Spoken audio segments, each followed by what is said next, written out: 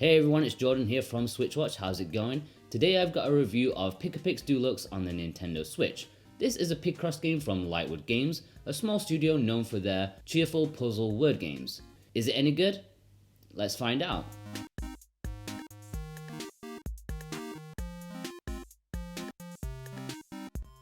If you're not overly familiar with the gameplay of a Picross game, it may come across as slightly confusing. Indeed, it's not the easiest to explain without a physical demonstration, but here we go.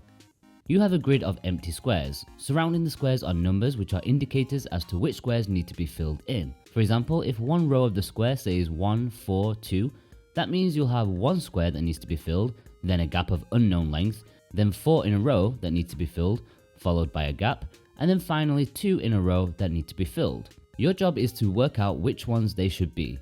If you fill them all out correctly, you'll be awarded to see that it's actually a cute little picture on display. It's kind of like a mix of Sudoku and Minesweeper if you can get your head around that.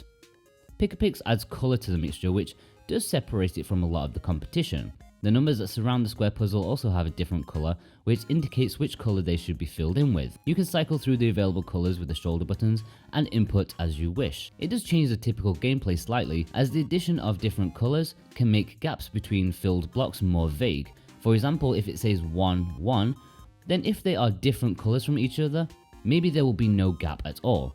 Two colours can be next to each other without a gap.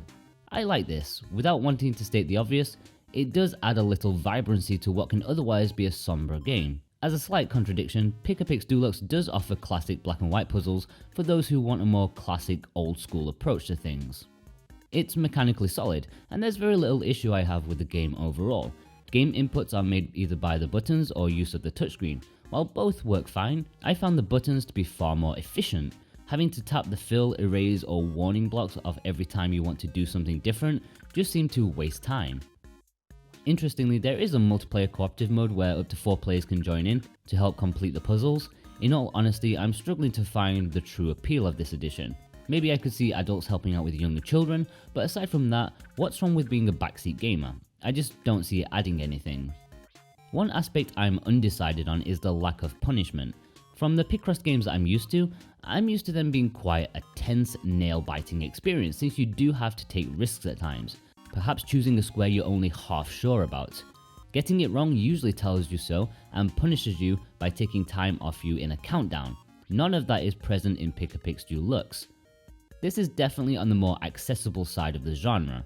If you put the wrong colour somewhere, the game doesn't notify you or punish you in any way. You can casually take your time, make any mistakes you want, and there are no consequences. Like I said, I'm really unsure about this.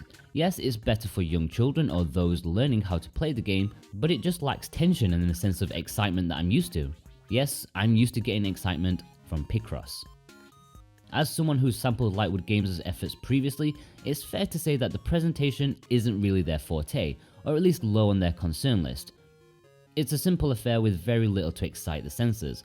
Visually it does very little to appeal, but it is a numbers based puzzle game, so it almost gets a free pass in that regard. It would have been nice to see something more ambitious though. As it is, it's just very minimalistic, almost zen-like. Adding a bit more personality could have gone a long way.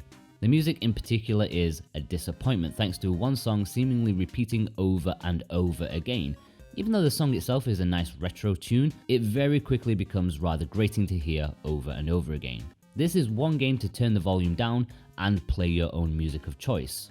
When looking at value, you need to take into account some of the competition, and Pic-a-Pix isn't the first Picross game available on the Nintendo Switch. In fact, well-known Picross game maker Jupiter Corporation has released Picross S on the Switch after being highly prolific with the series on the 3DS. With around the same amount of puzzles, Pic-a-Pix Deluxe does well to come very slightly under the competition's asking price at £6.99. Sure, it does lack a little of the style, but it also tries to differentiate itself slightly. If you're a massive fan of this genre of games, then you may be happy to learn that there are planned DLC packs for Pic-a-Pix Deluxe to add to the 300 already present. With puzzles both huge and small, colour and non-coloured, it's a pretty cool variety. There's fairly decent value for your cash. In conclusion, if you're a Picross fan, then you'll no doubt have already picked this up without even looking at a review. It's Picross. If you like it, you'll like this without a doubt. It offers just about everything a Picross game should at an affordable price. Sure, presentation wise it's pretty lacking, although it's from Lightwood Games, a company not particularly known for that side of game development. In that regard, Pic-a-Pix Deluxe is a solid if unspectacular game for the genre that I would award a commendable 7 out of 10. It's a decent attempt, but if you're not into the Picross genre, then this won't be the one to change your mind. Out of interest, if you're not wholly convinced, you should definitely check out the demo available on the eShop. Maybe that could help sway you one way or the other. Okay guys, if you're a regular Switch watcher, then give us a hand by smashing that thumbs up button and spreading the word. If you're new here and found this review useful, then consider subscribing. You'll find a wealth of awesome Switch reviews past, present and future. You certainly won't regret it. And with that, I hope you enjoyed this review of Pic-a-Pix Deluxe. I'll see you on the next one guys. Take care.